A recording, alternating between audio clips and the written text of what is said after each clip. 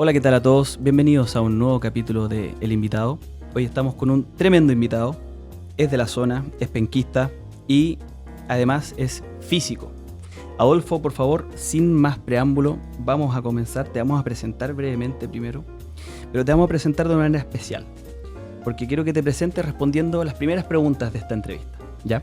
En primer lugar, como eres un físico profesional, debo decir, ya con una linda y gran trayectoria, me gustaría que respondieras, primero que nada, ¿qué es la física y qué relación tienes tú con la física? Y así aprovechamos de presentarte de una manera atípica, por así decirlo. Ok, bueno, primero que todo, muchas gracias por invitarme a este programa. Me parece un lindo espacio para divulgar algunas cosas.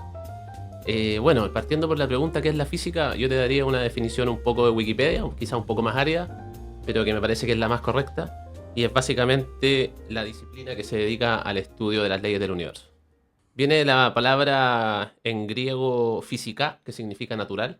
De hecho, muy simpático, cuando uno está en Grecia, escucha mucho la palabra física, física. La gente ¿Ya? cuando conversa dice naturalmente esto, naturalmente lo otro, dice la palabra Ah, física. qué entretenido. Y bueno, la física básicamente se dedica a eso, a estudiar las leyes del universo, a intentar comprender el entorno que nos rodea. Ya. La naturaleza más allá de lo que uno podría decir como medio ambiente y árboles y todo, sino que la naturaleza como todo lo que sea natural propio del mundo, El universo como un todo. del universo. Ok. Oye, ¿y qué relación tienes tú con la física, Adolfo? A ver, cuéntanos un poquito a quienes nos escuchan. Bueno, yo soy doctor en física, particularmente en física teórica, y me dedico al estudio teórico de la gravitación. Por lo tanto, soy una persona que dedica todo su tiempo a investigar en temas relacionados a la física gravitacional de forma profesional, es decir, me dedico a hacer investigación, ojalá de vanguardia, lo que uno aspira. Claro. Dentro de eso, obviamente, uno tiene que dedicarse en cierta medida a la academia, así que por momentos también hago clases, generalmente en posgrado, en las universidades donde a veces paso tiempo. Pero en este momento, actualmente, soy solo investigador, no me desarrollo como docente. Ok, ok. Oye, y esto de la relación con la física, y como hoy día tú eres doctor en física, imagino que hubo, no sé, lo imagino siempre que todo parte en la infancia, pero ¿hay algún momento en el que tú empiezas a decir, oye, ¿sabes que esto es choro, me gusta la física más que, no sé, más que la matemática neta o la biología o cualquier hora de la ciencia? Cuéntanos un poquito de cómo te empieza a picar el bichito de la física. Bueno, sí, en realidad en mi casa estaba la figura de mi padre, que es una persona bastante intelectualizada en ciertos aspectos, aunque se dedica a algo completamente distinto, era abogado, se dedica al estudio del derecho. Desde muy niño siempre intentó inculcarme algún, digamos, algún juego intelectual. Y yo iba por el camino completamente opuesto. Siempre estuve muy eh, ligado al deporte. En general me gustaba mucho jugar al fútbol, como tú sabes, y quería dedicarme a eso. Y un día mi padre me dice de la nada, ¿sabes qué? Veo que estás solo perdiendo el tiempo. Te voy a presentar este libro, ojalá lo leas y me comentes. Ya, Y ese ya, libro era un libro que él compró por su propia, digamos, motivación, un libro de divulgación que era La breve historia del tiempo de Hawking, ya, que su primera versión se publicó el año 88. Mi papá debe haber comprado este libro el año 2003. ya. Me pasó el libro, me dijo léelo, y bueno, efectivamente lo leí, y en él me recuerdo muy bien que abrí el capítulo sobre qué es lo que es un agujero negro y empecé a leer de esas cosas e intentar entenderlo. Conceptos nuevos, igual, porque nunca había Conceptos escuchado lo que era eso, obviamente que en ¿no? el colegio uno no revisa. Y nada, me di cuenta que hasta cierto nivel habían cosas que obviamente a nivel divulgativo era capaz de entender. Y empecé a sentir este gusto por entender cosas que a lo mejor otros niños no estaban entendiendo en ese momento. Y empezó así a desarrollarse una especie de gusto casi infantil por lo que leía. Y después obviamente empecé a conectar esto con las clases de física al colegio. El profesor de turno del colegio te empieza a decir, ah, mira, te gusta esto, ¿por qué no participas en tal olimpiada de física de los colegios o Ya. alguna cosa por el estilo, la feria científica? Y así fue desarrollando una conexión de bien niño. Todo esto siempre desde un punto de vista bastante infantil, que era simplemente estudiarlo y entretenerse y darse cuenta que Claro. uno lo puede entender. La ir descubriendo ahí paso a paso. Y cómo,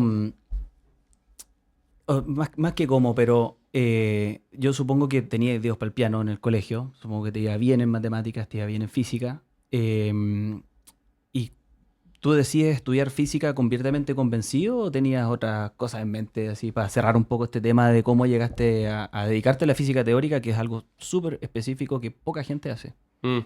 Bueno, la verdad es que te voy a decepcionar porque si bien es cierto en el global era un buen estudiante o un estudiante promedio, ¿Ya? siempre tuve notas razonables sobre 6 qué sé yo, pero nunca Ok. fui tampoco el mejor del curso.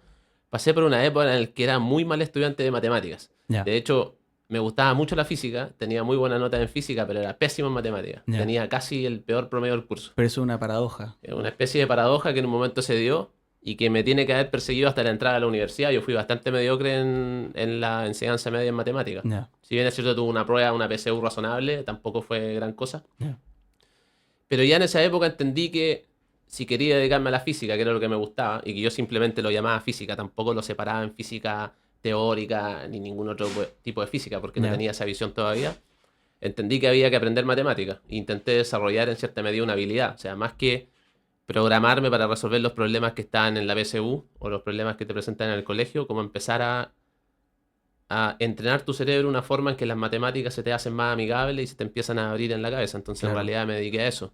Al final es un lenguaje con el que tú trabajas día a día. Entonces, si no sabes Es una forma de pensar y matemática, una forma de ver las cosas que se va claro. desarrollando y que se va entrenando.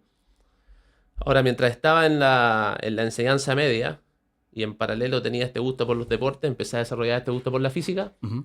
y yo diría que ya era claro para mí que me iba a dedicar a eso si es que entraba a la universidad. Ya, Es más bien, de hecho, cuando estaba en cuarto medio y participaba en todas estas olimpiadas de física, un profesor de la Universidad de Concepción, que ahora es el actual rector, el profesor Carlos Saavedra, me vio alguna vez dando una charla de divulgación sobre física y él me invitó a cursar, cuando yo estaba en cuarto medio, los primeros 2 cursos de física de la universidad. ya. Entonces yo empecé a ir a la universidad cuando estaba en cuarto medio. Y eso ya hizo claro que mi camino iba a ser entrar acá en la Universidad de Te Concepción, amarró, te estudiar amarró. física, y ya para mí no había otra vuelta atrás. O sea, Bueno, después simplemente fue decidir en el camino que lo que más me atraía era la gravitación. Pero ya. ya no habían caminos intelectuales paralelos. O sea, quizás en mi mente soñaba que algún día iba a jugar al fútbol, pero en realidad la física ya estaba decidida en ese momento. Perfecto. Oye, mira, volviendo atrás a qué es la física, más allá de la definición, ¿en qué aspectos podríamos dividir la física? Hablaste recién de la física teórica, pero tiene distintos apellidos también, el campo de la física global. ¿En qué podríamos dividirlo? Pues una buena pregunta. Sí, en realidad la física es una materia muy amplia, obviamente, y hay muchos aspectos que se pueden abordar. Yo diría que yo al menos la dividiría sin entrar en aspectos técnicos, en el Ujú. tipo de físico que uno puede encontrar. Ya, Existen físicos teóricos que son gente que se dedica al estudio de las leyes de la física desde un punto de vista matemático, conceptual, ya, que no necesariamente tiene una componente experimental. No ya, quiere decir que lo que la gente investigue no se pueda corroborar experimentalmente, porque de hecho ese es el punto final. La idea es desarrollar teorías y modelos que permitan estudiar un fenómeno al cual no se conoce la respuesta hoy en día y eventualmente contrastar con lo que uno observa en la naturaleza lo que esos fenómenos, lo que tu teoría dice al respecto de esos fenómenos. Esos físicos, independientes del área de la física que estudien, yo los clasificaría como físicos teóricos. Y por otro lado, tiene gente que se dedica a la física experimental, que son precisamente las personas que están en el laboratorio, en ciertos centros tecnológicos, en distintas áreas de la física, tanto en gravitación como en cuántica, y que se dedican a hacer experimentos para corroborar estas teorías. Y muy en paralelo a eso, una especie de primo de este físico sería un físico aplicado, que es alguien que toma que sabe mucho de esta física, que es capaz de entender la física experimental que hay de fondo y la puede aplicar a ciertos procesos. Y puede construir maquinaria o diseñar dispositivos que aplican esta física y que terminan desarrollando tecnología de punta, como por ejemplo la gente que construye reactores nucleares, aceleradores de partículas claro, y cosas mucho más aterrizadas que esa, o sea, claro, computadores cuánticos, todo ese tipo de cosas. claro. O sea, tenemos teoría, experimento y aplicación. Eso es Eso una serían buena, como sí, yo lo vería esa, las esa tres formas de decir quiénes son estos profesionales, físicos profesionales, porque eso nos lleva a la pregunta de ¿qué hace? ¿A qué se dedica un físico profesional? En tu caso, entiendo que investigas mm. y los otros, el experimental experimenta y el que hace física aplicada tiene como una parte más, no sé si son inventores, pero me imagino como es imposible no imaginarse un científico loco en un laboratorio, ¿cierto? Un poco una Tratando visión más de pragmática. hacerlo así, pero imagino que van al ala de una universidad o de una empresa, no sé, SpaceX, que hace viajes privados Mm. al espacio, tiene sus propios físicos y tienen que aplicar y desarrollar distintas cosas. Supongo que ellos inventan cosas también. Claro, los físicos aplicados, de hecho, pueden trabajar en ese tipo de cosas. Pues trabajan por ejemplo, me imagino que las estaciones espaciales internacionales tienen físicos aplicados. De todas maneras. Gente que se dedica a construir cohetes, a desarrollar sistemas de propulsión o cómo poner un satélite en órbita, todo ese tipo de cosas. Si bien es cierto, el físico teórico es probablemente el que estuvo detrás de cómo entender, de hecho Einstein, que es cómo entender la forma en que los cuerpos orbitan. Hay un paso gigante entre eso que está en un papel, esa teoría, y la persona que es capaz, de hecho, de poner un satélite en un cohete y dejarlo orbitando alrededor de la Tierra. Sí, O sea, hay un salto gigante. sí, sí. Pero siempre viene, si uno le diera un orden a esto, un orden lógico, tiene que venir la teoría primero, ¿no? Teoría, experimento, aplicación. O sea, yo diría que la física se puede descubrir, de hecho, saltándose ese orden. Es Ya, decir, uno podría, por ejemplo, estar haciendo un experimento y darse cuenta que el resultado de ese experimento no concuerda con lo que uno ya tiene como teoría preestablecida. ok, Y eso ha sucedido muchas veces. Ha sucedido en el estudio del electromagnetismo, por ejemplo, en observaciones astronómicas que fueron grandes, digamos, elementos motivadores también para la construcción de la teoría de la relatividad general de Einstein. ya, Por ejemplo, se sabía que el perihelio de Mercurio tenía cierta precesión. El ya, perihelio es un punto de la órbita de Mercurio sobre el Sol que tiene ciertas peculiaridades. ya, Y se sabía que ese perihelio precesaba. Pero la teoría de Newton, que era la teoría hasta el momento aceptada para el estudio del movimiento de los cuerpos celestes, no era capaz de predecir esa precesión.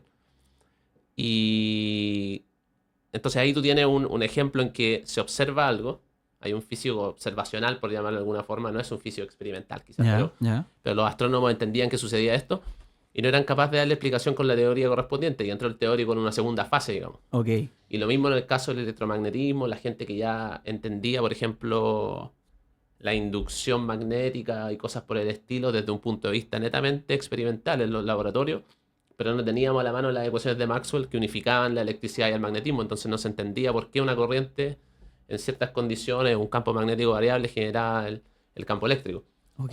Entonces esto no es necesariamente un ABC y una línea que se tiene que seguir. Perfecto, es un Mm. proceso iterativo entonces, o sea, uno puede abordar el proceso y reiterarlo las veces que sea necesario para obtener o resultados distintos o asegurar el resultado que está experimentando, buscando. Quizás yo lo llamaría como que el proceso per se de descubrir algo no es lineal Ok, y no sigue una receta. perfecto, Mm.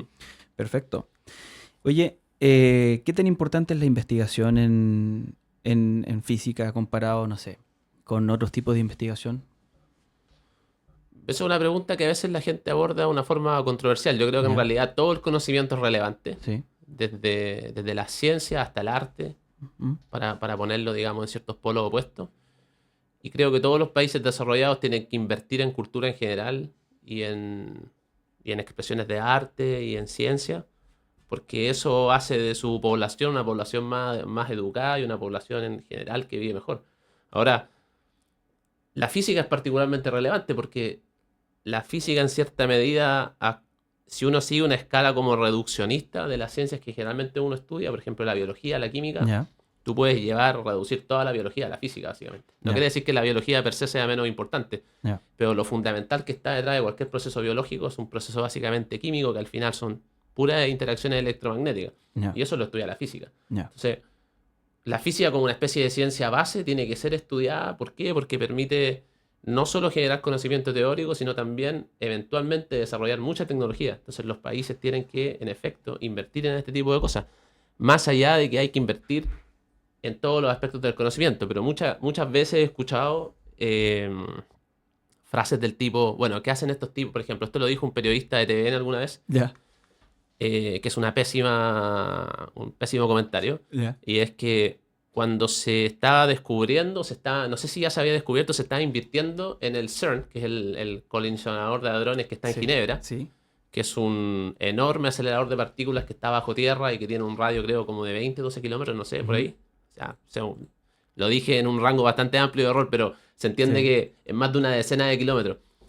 Y, y se comentaba, bueno, de hecho se sabe que el CERN es el experimento o la cosa más cara que el ser humano jamás ha construido. ¿En serio? Entonces la pregunta era, bueno, ¿por qué gastamos esta cantidad de dinero en algo como el CERN y no tomamos todo ese dinero y lo ponemos en fundaciones o en científicos que se dedican al estudio de una cura del cáncer, por ejemplo? ¿Ya? Que para una persona que itera la idea una sola vez le parece más que correcto. Sí, en realidad, mi abuelo se murió de cáncer. Entonces, Claro. ¿por qué en realidad no estábamos estudiando el cáncer en ese momento? Y en realidad son cosas completamente desconectadas, que no tienen nada que ver. De hecho, sin un estudio adecuado de física nuclear, tú tampoco tienes buenas herramientas para lidiar con el cáncer. O Por sea, supuesto. recordemos que las terapias de protones y las terapias radiativas para Sí, curar el sí, cáncer vienen de ahí. Entonces, si tú no sabes física, tampoco puedes curar el cáncer. claro. Entonces, ese tipo hay que tener claro que en realidad todas estas áreas son importantes y que la física es particularmente relevante por estas cosas, porque Claro. generalmente permite generar tecnología que después hace la vida de todos nosotros un poco más amena y más segura en cierta medida. Sí, me encanta el concepto de que la física es capaz de explicar fenómenos naturales sin recurrir a la mitología, sin recurrir al invento de que sale el sol porque lo empuja un dios y después viene otro que empuja la luna, qué sé yo, y sale la noche. Encuentro que el hecho de que la física sea capaz de explicar fenómenos tan macroscópicos y tan microscópicos, siempre lo he encontrado fascinante. Lo he encontrado fascinante, o sea, es muy difícil compararlo con algo. Encuentro que realmente es definitivamente la madre de la ciencia y asimismo sus grandes exponentes son tan famosos. O sea, yo creo que la gente no sabe nada de Einstein, pero sabe que Einstein es una figura pública importantísima y sabe que ganó un Nobel, no saben por qué tampoco, pero saben que es un tipo importante y que es físico.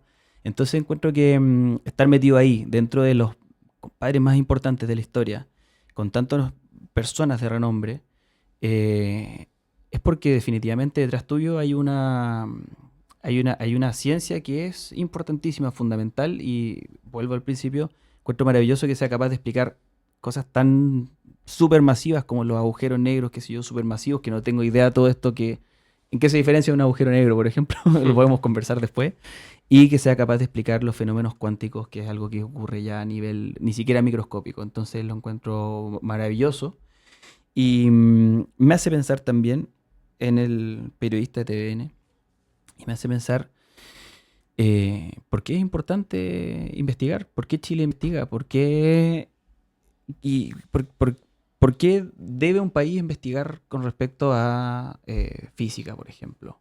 Bueno, déjame agregar algo al punto que Sí, decías antes. sí, Es que en realidad para entender por qué es tan fundamental, uno tiene que en cierta medida caer un poco en la filosofía y entender un poco de epistemología y ya, entender por qué estas ciencias son realmente fundamentales. Eso es algo más difícil que va más allá del tecnicismo puro, que es entender, bueno, la forma en que nosotros como seres humanos nos planteamos ciertas preguntas y las intentamos responder. Al final ese...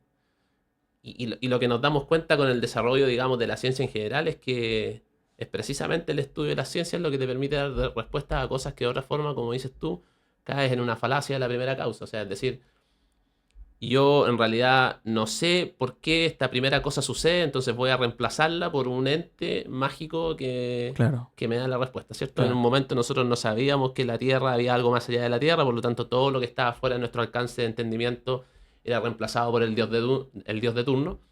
Bueno, la física y la ciencia en general han avanzado tanto que empujaron a ese dios de turno a la singularidad del Big Bang. O sea, para lo único que necesitamos a Dios para explicar la singularidad del Big Bang, que claro, probablemente tampoco es necesario, pero esa sería la primera causa hoy en día. claro. Entonces, en realidad va por ahí la cosa, es como nosotros nos planteamos como algo que existe en un universo infinito que tiene ciertas leyes, que tampoco es claro por qué estas leyes están ahí. O sea, tampoco es filosóficamente claro si en realidad cuando uno hace física está descubriendo algo que está escrito en un telón de fondo que por ahora desconocemos. En realidad eso tampoco es claro. En Claro, realidad está la naturaleza, se comporta de una forma y nosotros tenemos modelos que en cierta medida la prescriben y nos permiten entenderla y predecir cosas. Pero la razón última de por qué, de si la naturaleza sigue ciertas leyes que están predefinidas y nosotros siempre las estamos descubriendo poco a poco, eso tampoco es claro. Y eso es ya, una cuestión que se la dejan a a la que se dedican los filósofos, los epistemólogos. Los físicos se dedican a la parte, en este sentido, más aplicada de, bueno, observemos y desarrollemos cosas que nos permiten a nosotros después predecir y sacar utilidad a todas estas leyes físicas y estas cosas que vamos entendiendo. O sea, entendamos los fenómenos, mm, pero el origen último del fenómeno, la existencia per se del fenómeno, eso no está claro. claro, Eso, no, eso sale del campo de la física misma. sí, Claro, y ahora volviendo a tu pregunta, sí, ¿por qué los países tienen que invertir? sí, Porque la física genera desarrollo tecnológico. Yo diría que esa es la pregunta, la respuesta más concreta que te puedo dar. ya, Es decir, los países que invierten un porcentaje más grande de su Producto Bruto Interno, que ujú, imagino ese es el índice que medirá la cosa, sí, eh, los que invierten más en ciencia tienen un país con mejores condiciones de vida para sus habitantes y son países más desarrollados. Claro. Entonces, en la escala de la OCDE creo que es Japón, que está muy arriba. Ya. Y que creo que tiene el orden de varios puntos porcentuales de su PIB, que Sí. creo que es un 4%, no sé si alguna vez Eso lo es, vi, 3, eso es algo. altísimo. Eso Bueno, es y altísimo. Chile tiene un 0 punto y algo, Sí, 0.3, un 0.4. 0.3, sí. 0.3. Sí, Bueno, y anda Japón entonces. claro. Date una vuelta por Japón y entiende cómo viven ellos. Son la población más longeva probablemente en el planeta, además, por decir algo. Y después tú vienes a Chile y te das cuenta de la cantidad de problemas que tenemos nosotros, que Claro. están relacionados a la falta de conocimiento científico también. Claro. Entonces, por eso es muy importante, porque sabemos que funciona además. Si no funcionase y si no hubiesen ejemplos claros de que de hecho invertir más en ciencia produce países con mejores niveles de tecnología, que producen mejor calidad de vida, entonces no tendría a la gente por qué obligarte a invertir en ciencia. Claro. Pero de hecho tenemos el ejemplo en nuestras narices. Entonces sería importante seguir un buen ejemplo y no escuchar al charlatán de turno y reducir en general gastos de ese tipo, que son De muy todas importantes. maneras, eso me lleva a pensar, ¿quién financia en general el desarrollo en investigación científica? Bueno, en el mundo en general lo hacen los estados, Ya. o sea, los países. Es el primer accionista el Estado. O sea, no lo tengo muy claro porque, como te digo, yo me dedico a una Ujú. parte más teórica y ese tipo de financiamiento siempre vienen del Estado, porque el sector privado no tiene un particular interés en desarrollar la física de agujeros negros en dimensión 7 con 7500 características que nadie entiende. Ya. Pero seguramente que el sector privado también invierte, sobre todo cuando tiene una tajada que sacar. Entonces me imagino que organizaciones, bueno, ahora hay una organización privada espacial como la de Elon, Sí, ¿cierto? sí. Ese tipo seguramente financia investigación en física que tiene De todas que maneras. tiene aplicaciones. De todas maneras. Rocket Science y un montón de cosas, seguro que el tipo la está investigando. Yo te lo digo de manera muy rústica, Sí. pero seguro que hay alguna cosa, no sé, se necesita cierto tipo de propulsión. Quiero que se mejore tal proceso, quiero Sí. que la órbita se alcance en tal y cual característica. Seguro que él invierte algunos agentes privados invierten mucho en ciencia, en física en particular, porque se alinea con sus intereses. Claro. Pero para los países individuales, son los estados los que mediante sus ministerios de ciencia, los que lo tienen. Chile ahora tiene uno, a Argentina se lo quitaron hace poco. Los países que tienen, entonces, a través de esos organismos, investigan ciencia, ponen dinero para la creación de capital humano avanzado, que son las personas que estudian un doctorado y se dedican a la investigación, y de ahí en adelante parte todo. Claro. Sin financiamiento interno no se llega a ninguna parte. Claro, a lo que voy es que al final, si no hay un interés estatal en esto, simplemente no hay investigación y desarrollo en el área que sea. En este caso estamos hablando de física, pero es importante no dejar nunca de investigar. O sea, estás obligado a seguir descubriendo cosas nuevas. Si no vas descubriendo cosas nuevas, ahí quedaste en el pasado y chao. Tienes que estar pensando ya en O la sea, te próxima jugada. condenas al subdesarrollo, básicamente. Claro. Los países que no invierten en ciencia son, por definición, subdesarrollados. Feita la cosa. Ya. Oye, interesante. Da para un capítulo solamente el tema de financiamiento y la política en general. Creo que habría que invitar a alguien que sepa de ciencias políticas en algún próximo capítulo para poder entender mejor cosas que han ido saliendo en las cápsulas anteriores y que podrían ser respondidas por alguien que sepa de por qué la política toma las decisiones que toma. O sea, al final depende de un montón de variantes como todo. Pero creo que por ahí podría salir Bueno, o un sea, nuevo invitado. seguramente que alguien te lo puede decir, pero tiene que ser alguien que tenga un background científico también. Porque Claro. un cientista político sin ninguna conexión con la ciencia probablemente te va a decir que es de una relevancia secundaria o terciaria Claro. invertir grandes cantidades de dinero en este tipo de cosas. O sea, tiene que ser alguien con un feeling, con una sensibilidad hacia la ciencia y que tenga cierto grado de cultura en eso. Claro. Eso ya lo hemos visto por décadas en este país y en otros países vecinos, que la gente que se dedica a la gestión de los fondos científicos son gente que no tiene ningún background científico serio. Claro. Mm. Claro, y si no hay un pastelero encargado de los pasteles, problemas. Oye, qué lindo que estamos hablando de esto porque me lleva a la pregunta de ¿qué conexión hay entre la física y la sociedad? Aterricemos un poquito esto. Bueno, o sea, yo creo que también esa pregunta es casi un poco filosófica porque todos vivimos en un entorno y ese entorno nos condiciona de distintas maneras, de forma incluso física. El ambiente en el que uno está a uno lo moldea, ¿cierto? En cierta medida tu fenotipo se va moldeando por cuestiones que son ambientales, un tipo Correcto. de cosas. Entonces, Si tú vives en un país con una, digamos, un entendimiento de las ciencias más grande, tienes acceso a una calidad de vida mejor, tu sociedad se moldea de cierta forma. Sociedades que tienen un conocimiento alto en ciencia seguramente toman mejores decisiones que sociedades con un conocimiento más limitado. Sí, Basta decir que la forma en que la gente elige a sus representantes tiene que ver mucho con el conocimiento científico que esas personas tienen. Un pueblo con una capacidad científica muy baja o con un entendimiento de la ciencia muy limitado toma pésimas decisiones. Primero porque cada individuo tiene digamos, una carencia de conocimiento científico que cuando se va sumando voto tras voto genera una ola de cosas que pueden ser muy dañinas para una sociedad. Por ejemplo, digamos una sociedad que es muy limitada científicamente y que tiende y bueno, convengamos en que las sociedades limitadas científicamente tienden al misticismo, al esoterismo, a creer en la pseudociencia, en una cantidad infinita de barbaridades, porque no tienen un filtro científico que les permite discernir el tipo de información que consumen. claro, Por lo tanto, creen en que la Tierra es plana, en que las vacunas hacen mal, en una serie de cosas. Eso termina dañando a la sociedad en la que viven claro. y ese es un ejemplo claro de una interacción ciencia-sociedad que no está funcionando. Y te aseguro que lo llevas a la contabilidad propia del hogar o propia de él y tampoco está tomando buenas decisiones porque seguramente no tiene el manejo de conceptos básicos matemáticos, científicos para poder él mismo ni siquiera optimizar su pasar por la vida, sino que entender un poco mejor la interacción y la dimensión que uno es capaz de generar entre los números, la sociedad y también el conocimiento científico para enfermarse menos, para vivir mejor, como dices tú. Al final, calidad de vida no solamente se traduce en, no sé, como estar tranquilo en tu casa, sino que calidad de vida es vivir más, vivir mejor, hacer más con menos, optimizar un montón de cuestiones, preocuparse de cultivar la mente, del descanso, del físico, de la alimentación.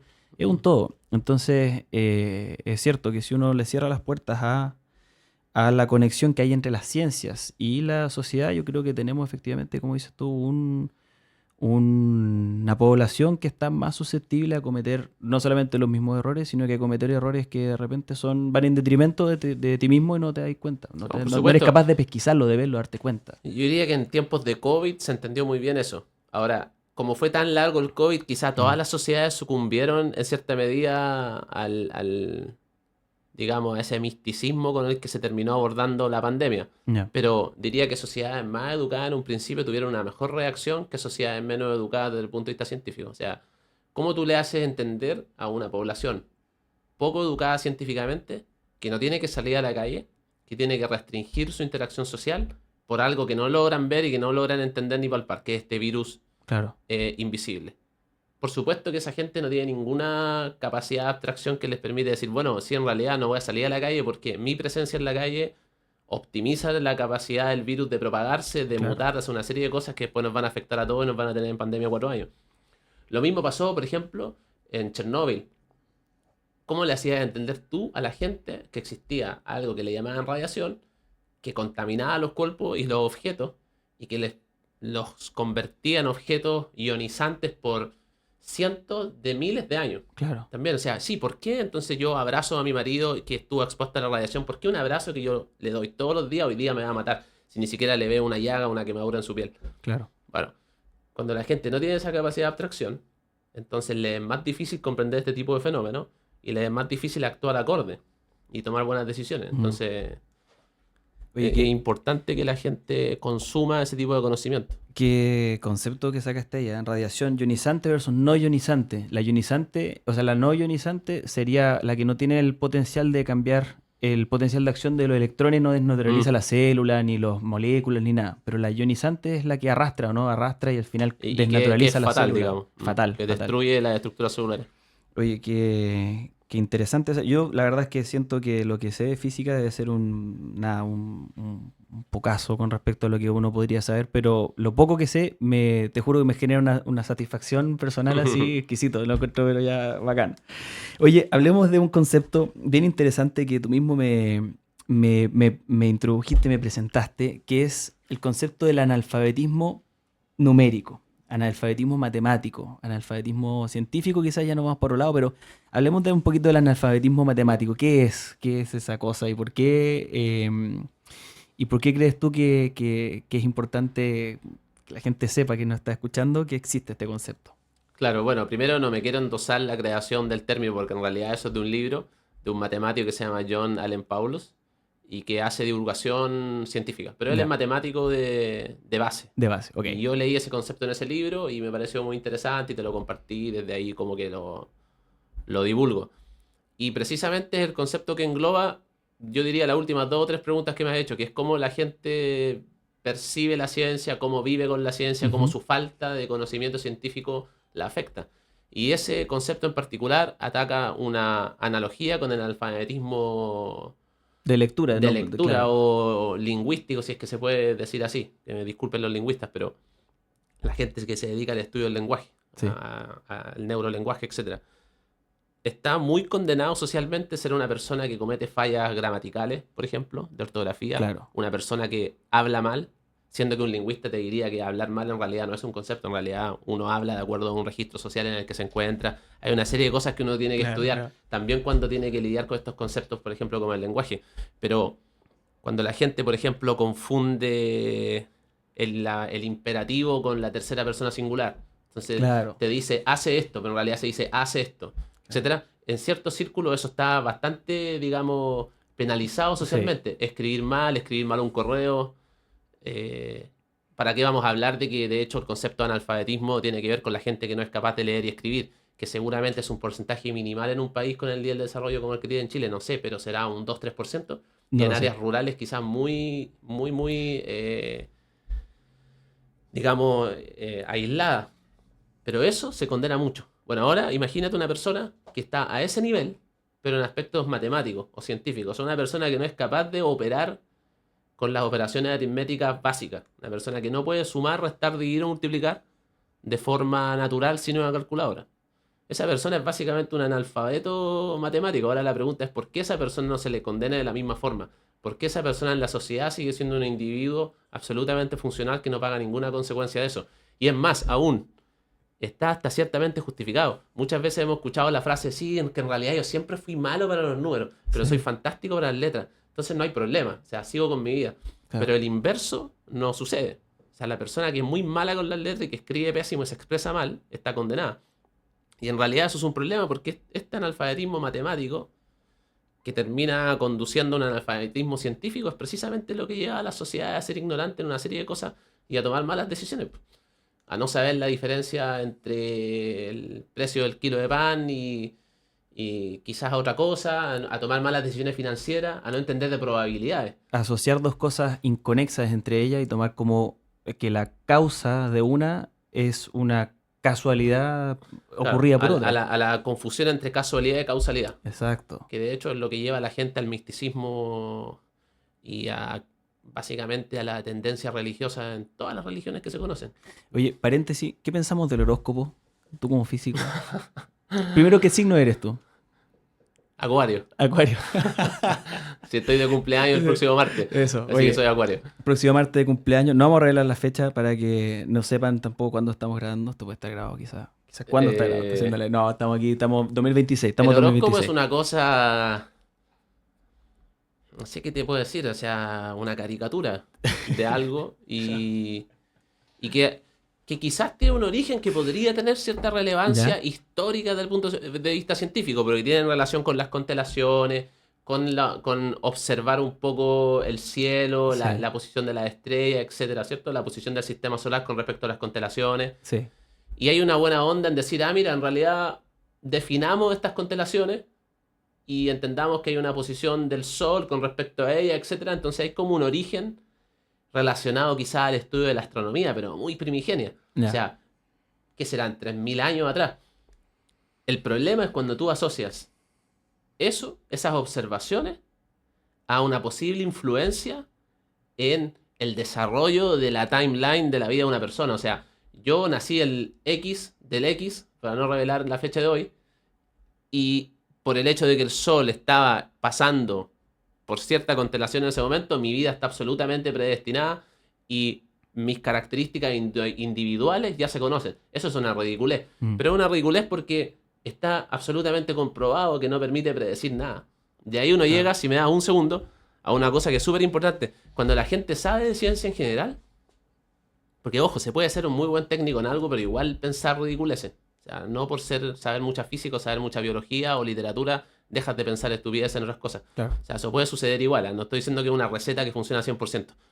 Pero cuando tú tienes cierta capacidad de raciocinio crítico, también empiezas a aprender a discernir entre lo que es un conocimiento útil y un conocimiento inútil. Eso la gente ya lo hizo. Eso lo estudiaron tipos como Kant y otros hace un par de siglos ya.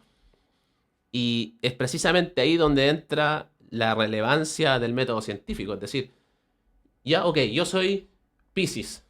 Y Piscis dice que va a pasar esto en mi vida. O que hoy día me voy a sentir de tal forma. O los colores, ¿sabe? Que si usted se pone un vestido rojo la van a contratar. Si se lo pone azul va a encontrar el amor. Y si es blanco va a encontrar la amistad. Todas esas cosas se pueden someter a un proceso de análisis y experimental para ver si es verdad. Pues. Entonces Claro. analicemos, ¿es verdad que los Piscis son así? ¿Es verdad que las personas con el vestido rojo encuentran pega? Y tú tienes infinita estadística para darte cuenta que eso es una ridiculez y que no tiene ningún asidero científico, que no tiene ninguna base. Y que lo único que hay detrás de eso son algunas coincidencias que la gente toma como puntos de referencia Claro. y que magnifica y a los cuales les da sentido para soportar este tipo de pseudociencias.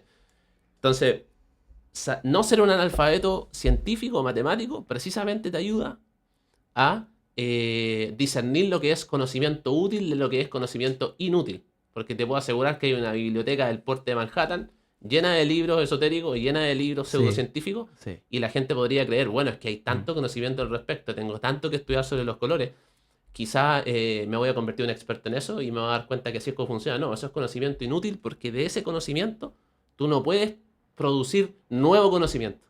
Ya. Y esa es la diferencia. Tú con la física puedes generar nueva física. Y esa nueva física tiene que contener a la física precedente en algún límite. Y así te das cuenta tú que vas avanzando. La teoría de Einstein contiene la teoría de Newton. Es decir, todo para lo cual Newton funciona también está contenido en la teoría de Einstein. Pero la teoría de Einstein expande la teoría de Newton, por ejemplo, para resolver el problema del perihelio. Pero si yo quiero ver cómo se mueve la luna, quizás no necesito matar la hormiga con un misil y voy de vuelta a la teoría newtoniana. Perfecto. Y con eso estoy fantástico. Con los colores eso jamás va a pasar. Ni con el horóscopo, que era la pregunta inicial. Perfecto, sí. Yo también soy acuario, quiero que la gente sepa. Sí, sí, bueno, no sé. Esta cosa me llamaba la atención para cerrar el tema del horóscopo. La otra vez veía una cartita que decía, si tu signo, no sé, pues, invento acuario, tiene un 21% de afinidad con, no sé, con Tauro y un 70% de afinidad con no sé quién, ¿cachai? Decía, ¿cómo sacarán esos porcentajes? Solamente me llamó la atención el porcentaje, ¿cachai? ¿Por qué un 21 de afinidad y no sé, no un 22. 22, ¿cachai? Un 22. ¿Cachai? Me llamó la atención. No, por supuesto, eso va de la mano del charlatán de turno. Oye, ni un respeto con nuestros grandes próceres del horóscopo chileno. Bueno. Ya, bien, bueno. Sigamos avanzando un poquito porque me interesa que entremos en precisamente tu investigación. Me gustaría que pudieras comentar de manera somera o profunda. La verdad es que me gustaría que la gente supiera efectivamente no solamente qué hace un físico, sino qué hace el físico que tenemos hoy día como invitado. ¿Cuál es tu área de expertise, tu área de investigación? Y después vamos a ir viendo un aspecto un poquito más personal. ¿Qué te deja todos estos años de circo, por así decirlo? De haber investigado, aprendido, haberse formado, seguir aprendiendo, seguir descubriendo, etcétera. Sí, bueno, ¿a qué me dedico yo? En general, yo estudio la gravitación desde un punto de vista teórico y para eso uno tiene que estudiar la teoría de la relatividad general de Einstein, que es el framework matemático y físico en el cual uno estudia la fuerza de gravedad. Ya. Y que tiene algunas concepciones que son bastante revolucionarias en comparación con la versión newtoniana. Es decir, ya las cosas no simplemente se atraen porque tienen masa, que es la versión newtoniana que uno tiene de la gravedad, ¿cierto? Que dos cuerpos de masa M1 y M2 a cierta distancia R se atraen proporcionalmente a la multiplicación de las masas inversamente proporcional a la distancia al cuadrado. Que es una versión bastante clásica y pictográfica, ¿cierto? De qué es lo que es la gravedad y que funciona fantástico incluso a nivel del sistema solar, a no ser que esté muy cerca del Sol. Como ya te dije, con Mercurio la cosa empieza a tener algunos problemas. Einstein un poco revoluciona eso y dice, bueno, en realidad, mira, hay varias cosas que la teoría de Newton no puede explicar, sobre todo porque en paralelo se habían desarrollado otras cosas que entraban en conflicto con esta visión clásica de la forma en que se propagan las interacciones, es decir, la gravedad se propaga en la versión newtoniana, tiene una acción a distancia y se propaga de forma instantánea, o sea, dos cuerpos, si yo, digamos, sigo con la teoría de Newton, saco la Tierra, saco el Sol, le saco el Sol a la Tierra inmediatamente siente la ausencia del Sol. Ya. Es decir, el planeta se descarrila de su órbita en un tiempo infinitamente pequeño, o sea, cero básicamente. Ya. Sin embargo, sabemos eso, que eso no es así. Y esa acción a distancia, esa velocidad infinita de propagación de la gravitación y de todas las fuerzas, ya venía en cuestionamiento hace rato con el desarrollo de la mecánica cuántica, el electromagnetismo, la electrodinámica, digamos, y una serie de cosas. Entonces faltaba que la gravedad se encajara un poco en este esquema. Y Einstein llega con eso. Dice, no, en realidad la gravedad no funciona así. En realidad la gravedad es un efecto producido por la curvatura del espacio-tiempo. No precisamente con la teoría general de la relatividad, pero sí con la especial ya había introducido el concepto de espacio-tiempo. En realidad nosotros no vivimos en un universo tridimensional, sino en un universo de 4 dimensiones, cuya cuarta dimensión es el tiempo, y todas están relacionadas entre sí. Es decir, yo me puedo mover tanto por el tiempo, a través del tiempo, como de las dimensiones espaciales, y el movimiento a través de ellas está relacionado. No son cosas independientes, no son las 3 dimensiones espaciales y el tiempo por separado. Y con ese framework, Einstein moduló otras, obviamente, concepciones teóricas, desarrolló la idea de que en realidad la gravedad es producida por un espacio-tiempo que se curva. Es decir, la Tierra curva un espacio-tiempo en el que estamos todos nosotros, y otro cuerpo siente esa curvatura y cae sobre ella en cierta medida. ¿Ok? Y la forma en que los cuerpos, digamos, la velocidad a la cual estos cuerpos sienten esa curvatura, en realidad es la velocidad de la luz. Por lo tanto, en la teoría de Einstein, si yo saco el Sol, la Tierra va a estar 8 minutos siguiendo su órbita y no se va a dar cuenta. Y 8 minutos, que es lo que le toma a la luz del Sol llegar a la Tierra, va a ser el tiempo de gracia que tenemos antes de que la Tierra se descarrile. Ya. Entonces, primero ese es el framework en el cual las personas que hacen gravitación trabajan. Ya. Ahora, hay muchos aspectos, y yo me dedico a uno que es la física de los agujeros negros, que son estos objetos que la gente conoce como suertes de aspiradores cósmicos, que si tú Sí. te acercas se tragan todo y que están en el centro del universo, que la gente suele llamar con palabras muy, digamos, ¿cómo decir? Con mucha hipérbole, como está, ¿cierto? Sí. Este objeto monstruoso que se traga todo eso. No es tan así tampoco, hay una Ya. serie de caricaturas ahí que no tienen ningún sentido. Pero esos agujeros negros que uno observa y que sabemos que son objetos que existen en el universo, son en realidad soluciones matemáticas a las ecuaciones de Einstein. Es decir, Ya. la teoría de la relatividad general tiene un conjunto de ecuaciones, así como la teoría clásica tiene las ecuaciones de Newton. Perfecto. Y uno tiene que resolver esas ecuaciones y de ahí uno puede entender que existen los agujeros negros. Yo me dedico a estudiar esas soluciones. Y aunque parezca, digamos, extraño, todavía se encuentran a veces soluciones nuevas a las ecuaciones de Einstein 110 años después de 111 este año, desde que la teoría fue por primera vez publicada. Y esas ecuaciones son muy difíciles, entonces muy sorprendente que sigan apareciendo soluciones. Ahora, es muy difícil encontrar una, obviamente, si no uno las encontraría todos los días. Claro. Pero bueno, a eso es a lo que me dedico yo. Una parte más clásica del estudio de la gravitación que tiene que ver con resolver las ecuaciones de Einstein y que ojalá esas soluciones puedan ser interpretadas como agujero negro y entender toda la geometría, la física y la matemática que hay detrás de esas soluciones, pero en el papel, Ya. no con un telescopio mirando al centro de la galaxia. De todas maneras, o sea, la parte teórica del asunto. Mm. Bueno, ya dijimos la palabra varias veces, pero entonces, ¿qué es un agujero negro? ¿Qué es un agujero negro? Porque está bien que lo estoy estudiando, pero ¿cómo se define un agujero negro? ¿Dónde están? ¿Cuántos son? Bueno, es una buena pregunta. ¿Cuántos son? No tengo idea. No sé si eso se puede estimar. Ya. Pero sí, ¿dónde están? O sea, se sabe que hay agujeros negros con un... Mira, no me quiero carrilear, pero yo diría que con un alto porcentaje de certidumbre se sabe que están en el centro de la mayoría de las grandes galaxias. Ok. Entonces, por ejemplo, en el centro de la galaxia nuestra hay uno, Ya. con un porcentaje alto de probabilidad de que de hecho es un agujero negro. De todas formas, hay gente que estudia algo que se llama Black Hole Mimickers, ¿Ya? que es el estudio de ciertos objetos que son igualmente compactos como un agujero negro, pero que no necesariamente lo son, entonces hacen mover los cuerpos alrededor de él como si fuera un agujero negro, pero no lo es. Y también la gente tiene teoría alternativa, entonces cómo reemplazar el concepto de agujero negro por estos mimickers, que son otro tipo de objetos astrofísicos, etcétera, pero que nadie nunca ha probado, son cosas más exóticas. Pero los agujeros negros están en el centro de la galaxia. ¿Y qué es lo que son? Yo creo que es más fácil entenderlo a través de cómo se forman, de entender cómo se forman. Y lo que pasa es que en realidad las estrellas son un conjunto de gas y de materia que se mantienen en un equilibrio termonuclear básicamente durante su vida. Hay elementos nucleares en el centro de la estrella que son hidrógeno, helio, qué sé yo, los primeros elementos de la tabla periódica, y que mediante reacciones nucleares van liberando energía que un poco sostiene la atracción gravitacional de las capas exteriores de la estrella. Es decir, imagínate la estrella como si fuera algo pulsante que respira, entonces tú en el centro tienes energía nuclear, genera reacciones nucleares como en el Sol, esta energía nuclear estas reacciones nucleares liberan mucha energía que expanden estas capas y que contrarrestan su peso gravitacional. Y la estrella se mantiene así durante 5.000, 10.000 millones de años, ¿cierto? Que es la vida promedio de una estrella, por ejemplo, como la del Sol.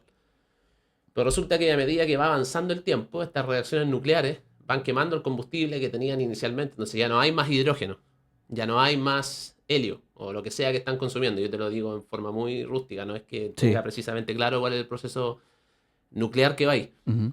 Pero a medida que van consumiendo este combustible, se van quedando con menos energía. Y el peso empieza a vencer la energía termonuclear que la compensa. Y la cosa empieza a colapsar. Entonces las estrellas muy grandes, bueno, todas las estrellas dependiendo de la masa que tienen inicialmente, colapsan de forma distinta y tienen una distinta muerte. Entonces hay un límite que se llama el límite de Chandrasekhar, que era un físico indio, que además era alumno de doctorado de un físico inglés que fue el que fue a medir la curvatura de un rayo de luz en un eclipse y que permitió corroborar la teoría de la relatividad de Einstein, que es Eddington. Calculó un límite, se llama el límite de Chandrasekhar, que dice, mira, antes de tanta masa, o sea, cuando la estrella tiene hasta 1,44, 45 veces la masa del Sol, la estrella colapsa de una forma razonablemente bonita. La estrella como que implosiona un poco, se expande, termina de emitir toda la luz que le queda y se transforma en una roca que es muy densa, porque se contrajo mucho, porque obviamente ya no había más energía nuclear, entonces las capas se contrajeron mucho, y queda una roca que se llama enana blanca. Una estrella enana blanca. ¿Y por qué es blanca? Porque le queda una buena cantidad de luz que emitir antes de apagarse y termina siendo un pedazo de roca. Eventualmente puede ser un planeta, pero extremadamente denso. Eso le va a pasar al Sol, por ejemplo. Porque el Sol tiene una masa solar en masas solares, ¿cierto? Es un Sol.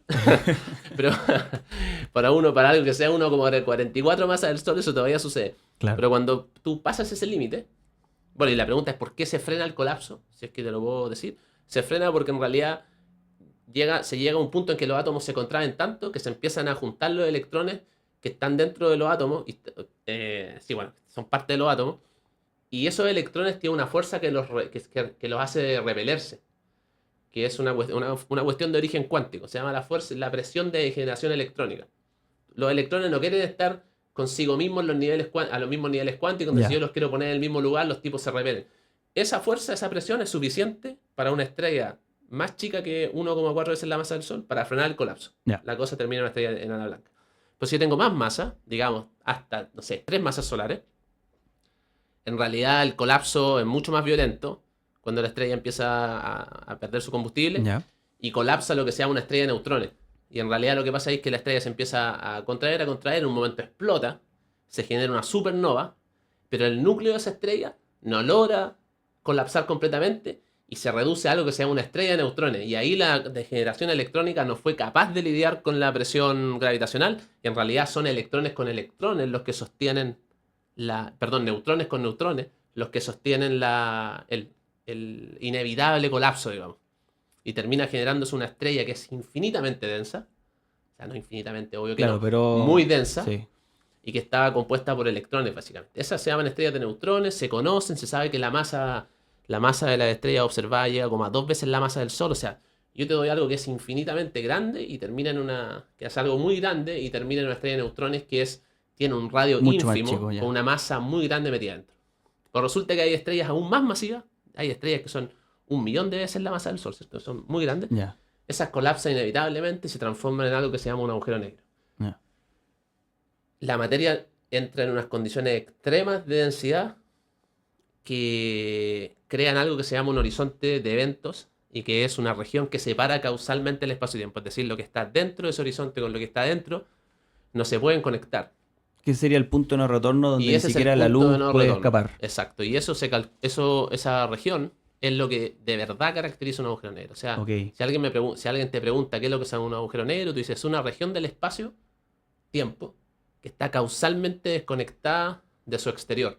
ya. Es decir, nada que está dentro puede ser visto por algo que está afuera. Y todo lo que está afuera puede entrar, pero no puede volver a salir. Y eso no necesariamente tiene que ver con que el agujero negro tiene una fuerza de gravedad tan fantástica y tan fuerte que no puedo salir. En realidad no tiene que ver con eso. Tiene que ver con que en el colapso, la materia que colapsó generó tal densidad que se creó esta separación entre lo que está afuera y lo que está dentro. Y es la existencia de esa región lo que define el agujero negro, pero no que ese agujero negro tenga una fuerza de gravedad tan grande. Ya, Es decir, yo puedo estar con una nave fuera del horizonte y navegarla. Y no necesariamente el agujero negro me va a tragar con una aspiradora. ya. Pero pasado el horizonte Pero si sonaste. yo paso el horizonte no puedo volver. Ese Ya, es el punto. ya. Entonces, Y te chupa, ¿hacia dónde te chupa? Si es que te tú entras, o lleva. sea, tú... Depende porque hay muchas cosas que uno tiene que explicar, pero si tú eres un observador que está fuera del agujero negro y tú vienes de infinito, estás muy lejos, tomas una nave o te lanzas, te tiras un piquero al agujero negro ¿Ya? y viene en caída libre hacia el agujero negro, ¿Ya? tú vas a pasar por el horizonte de evento y ni siquiera probablemente te vas a dar cuenta de que algo cambió. O sea, Ya. tú lo vas a atravesar y no va a pasar nada. ¿Ya? Pero un tipo que te está viendo desde muy lejos va a ver que nunca lo cruzaste. Hay como una serie de fenómenos y cosas que uno tiene que ¿Ya? entender desde el punto de vista matemático. Y físico, obviamente. La cosa es que una vez que tú cruzas, lo que sucede adentro, lo que nosotros sabemos desde el punto de vista teórico que sucede adentro, porque obviamente nadie ha entrado a un agujero negro y ha salido porque no se puede. Ujú. Hay que Claro. dejarlo claro. Hay gente que todavía pregunta por ahí, incluso físicos, Sí. que preguntan, bueno, ¿y si en realidad no se puede salir? Viejo, obvio que ya sabemos que no. Tú entras, dependiendo también del tipo de agujero negro con el que estás lidiando, porque teóricamente hay agujeros negros que son estáticos, esféricamente simétricos, son Ya. como una esfera Ya. y que no rotan. Pero sabemos que esas cosas son muy poco probables desde el punto de vista eh, experimental, por decirlo de alguna forma. Sabemos que los agujeros negros, las masas en el universo siempre tienen cierto grado de rotación. Ya. La Tierra está rotando. La Luna rota igual, solo que es muy lento. El Sol también rota. Todos los objetos celestes rotan. Y si los objetos celestes rotan poquito, cuando el objeto empieza a colapsar, porque colapsó gravitacionalmente y se achica, la conservación del momento angular que nos enseñan en el colegio dice que la cosa tiene que rotar más rápido, ¿cierto? O sea, una bailarina con los brazos abiertos gira más lento Más que la lento, bailarina sí. cuando cierra los brazos. Pasa lo mismo cuando la estrella colapsa. Entonces, la mayoría de los agujeros negros en realidad rotan. El del centro de la galaxia debería estar rotando. Ya. Y lo que pasa dentro de un agujero negro que rota es completamente distinto a lo que pasa en un agujero negro que no rota. Ok. Por lo tanto, responder a esa pregunta también depende de qué modelo matemático estás mirando. O sea, Ya. el que rota tiene dos horizontes, no solo uno, tiene un horizonte interno. Y la estructura de la singularidad del que rota es completamente distinta a la estructura de la singularidad del estático. Entendiendo que la singularidad sería este punto como el punto culmine, ¿o no? La El singularidad, punto claro, es más un profundo, no sé. punto donde el espacio-tiempo está completamente roto, Ya. donde la curvatura del espacio, que es lo que últimamente mide la gravedad, como yo te contaba en la visión einsteiniana de la gravedad, en ese punto el espacio-tiempo tiene infinita gravedad. Y en realidad uno entiende en términos modernos la singularidad como un punto en que la teoría de Einstein ya no es válida. No como en realidad algo que probablemente ocurra en la naturaleza. Ya. Entonces ahí se quiebra la teoría. Y a esa escala de energía tan grande, a esa escala de campo gravitacional tan intenso, en realidad la teoría clásica, la teoría de la relatividad general, no es suficiente para explicar lo que está pasando y se necesita una teoría cuántica de la gravedad que a esas escalas permita entender qué es lo que sucede. Ok. ¿Y ahí viene la física cuántica? Ahí viene la gravedad cuántica, Gravedad que es cuántica. algo que, si bien es cierto, hay modelos que van en esa dirección, nadie conoce. O sea, la versión cuántica de la gravedad no está. Eso Ya. no existe como una teoría, digamos, bien propuesta con, digamos, No, no con está, no está aceptado ni demostrado todavía. un andamiaje sólido. Ya. No, hay, Ya. hay propuestas, por ejemplo, la teoría de cuerda es una, loop quantum gravity es otra, hay una serie de cosas. La teoría de cuerda siendo como la que la comunidad más acepta Ya. y que describe la gravedad como una teoría de campo, pero no está. No. Ya. Ese es el salto grial de la física moderna ahora, digamos. Perfecto. Entonces me queda claro que un agujero negro no solamente no deja de ser misterioso, o sea, eso me queda claro, o sea, es que son demasiado misterioso. ¿Cómo se estudia algo que está tan lejos? ¿Cómo le creo tanto a la teoría? ¿Y cómo confirmo yo que mi teoría va por el camino correcto? Estoy estudiando algo llega a ser abstracto el hecho de no poder verlo físicamente presente. Bueno, ¿Cómo? eso, ese es el punto al final de toda esta discusión, pues, que es, yo puedo teorizar y tener teoría y que sean, digamos, en cierta medida axiomáticamente correctas, Ya. etcétera, y que tengan mucho sentido con la física que ya se conocen, Ujú. pero eventualmente tú tienes que corroborar eso. Y eso a veces, las escalas de tiempo entre el desarrollo teórico y el desarrollo experimental, lo que permite comprobar una teoría, son muy grandes. Entonces, por ejemplo, imaginémonos que hubiese sido Aristóteles el que hubiese quizás entendido algún aspecto cuántico de la naturaleza, Ya. que existían los electrones, por ejemplo. Ya. Imaginemos que el tipo tenía una teoría matemática, Aristóteles, sobre los electrones. Ya. Habría tenido que esperar hasta Thomson, creo, Es que es el que descubrió el sí, electrón, sí. a principios de 1900, finales de 1800. Sí, que No tengo hace la la fecha teoría completamente clara. del pastel de pasa y todo eso. Entonces ahí hubiesen pasado 2000 años en que la gente habría tenido que solamente teorizar al respecto y entender, Claro. bueno, cómo podemos hacer para medir lo que Aristóteles dice.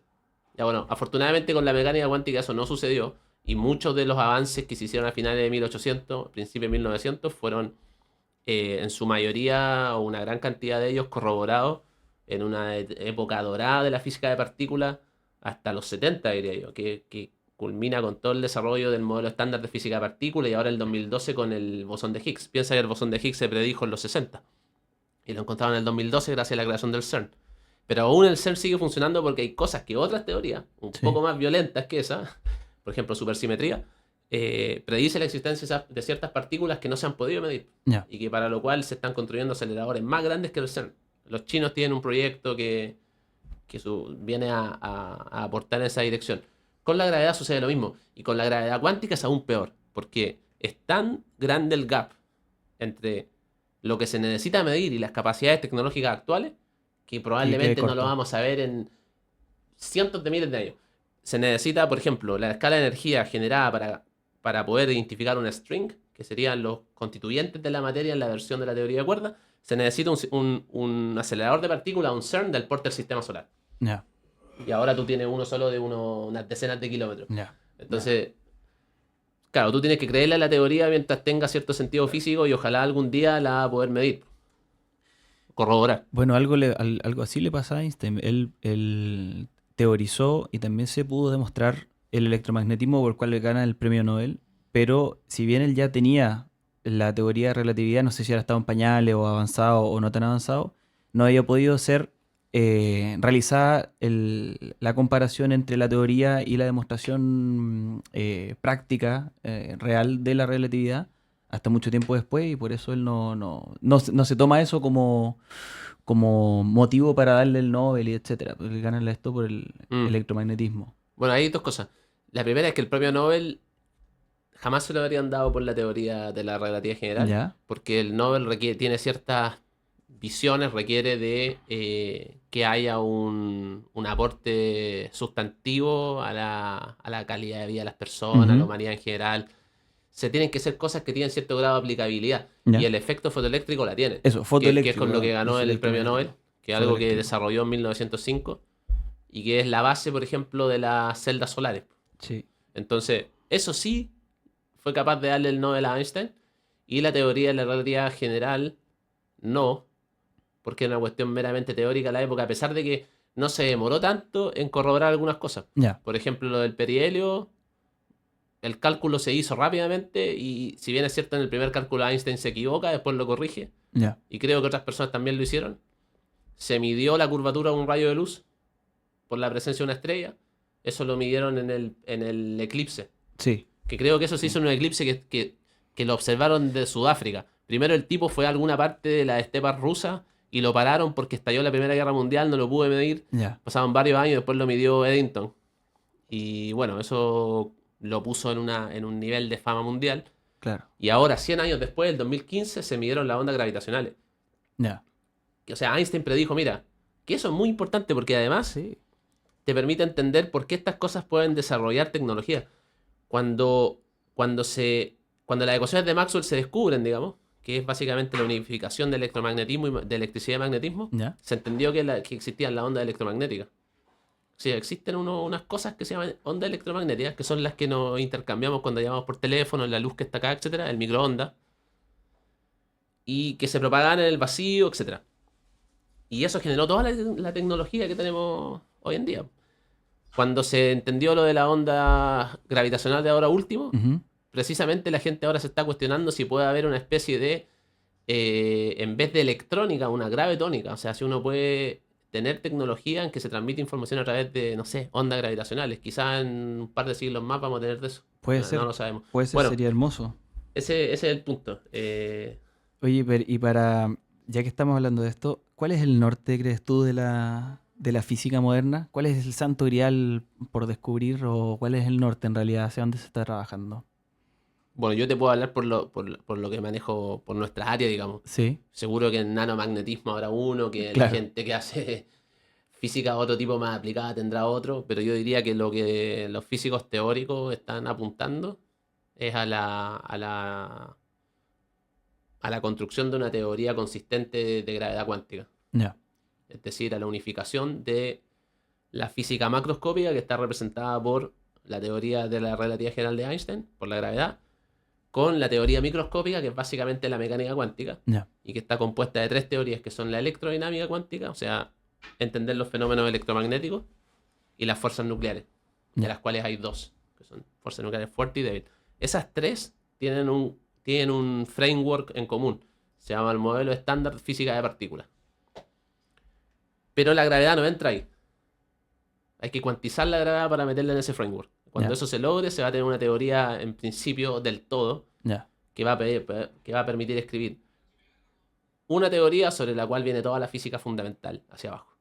Y yo diría que eso es lo que apunta la gente como salto grial en la física teórica, a pesar de que a pasos intermedios hayan otras cosas muy importantes que resolver. Perfecto. Oye, para ir cerrando, me gustaría saber cómo crees tú que estamos en Chile hoy día con respecto a desarrollo de la física y investigación en física.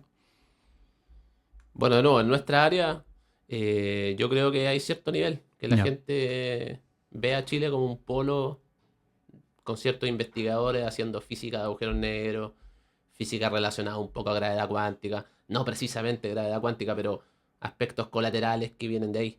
Y, y al menos a nivel clásico creo que hay cierta tradición en Chile desde la primera mitad de los 90.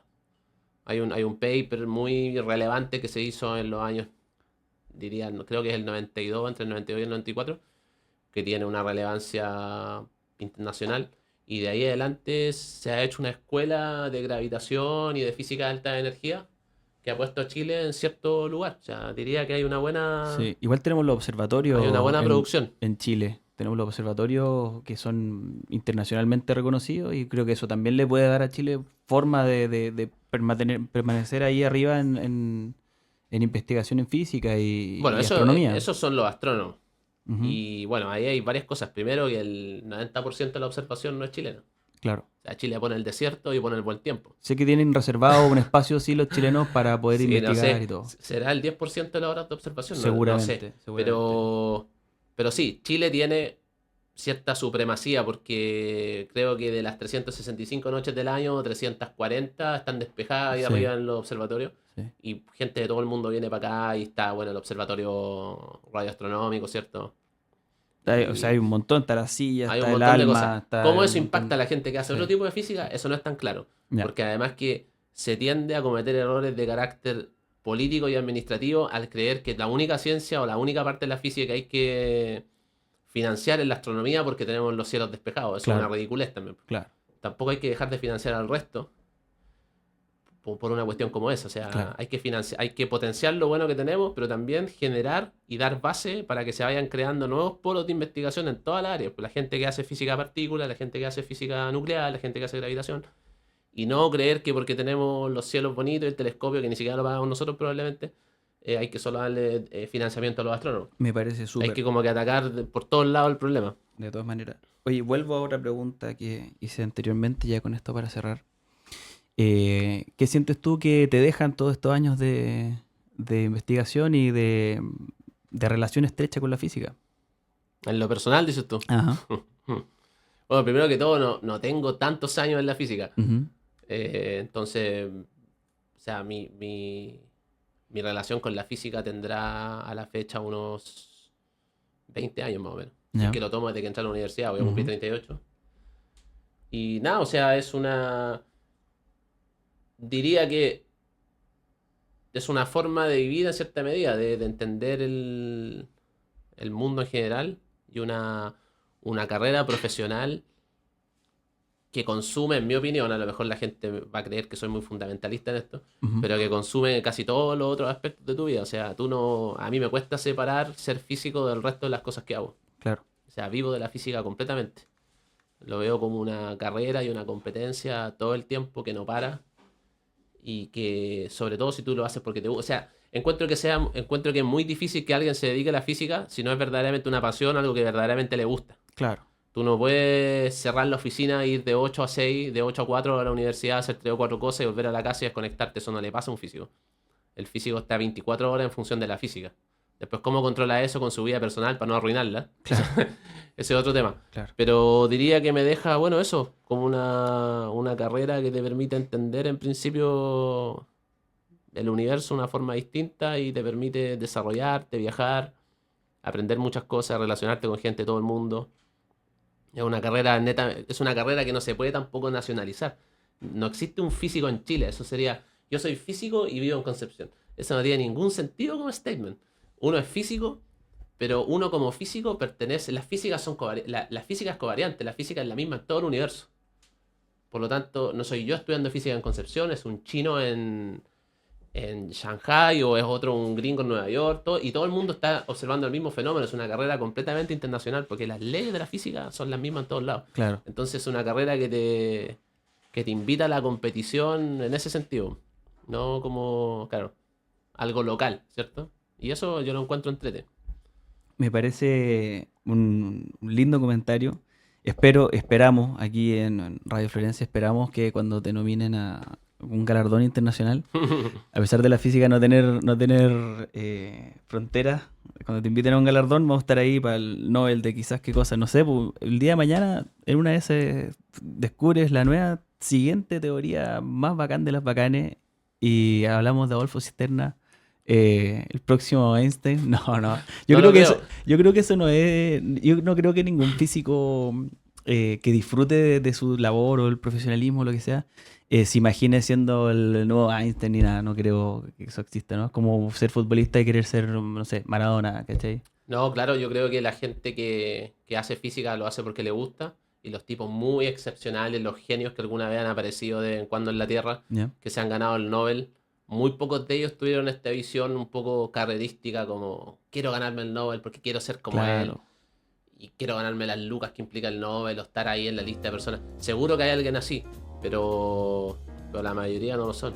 Y yo dudo que me gane algo por el estilo. Tendría que haber nacido en otro lugar, en otras circunstancias, no haber jugado tanto a la pelota y haber estudiado más. Así que con lo que tengo y con lo que ojalá logre en lo que viene, me conformo. Me No parece. aspiro a tanto. Me parece.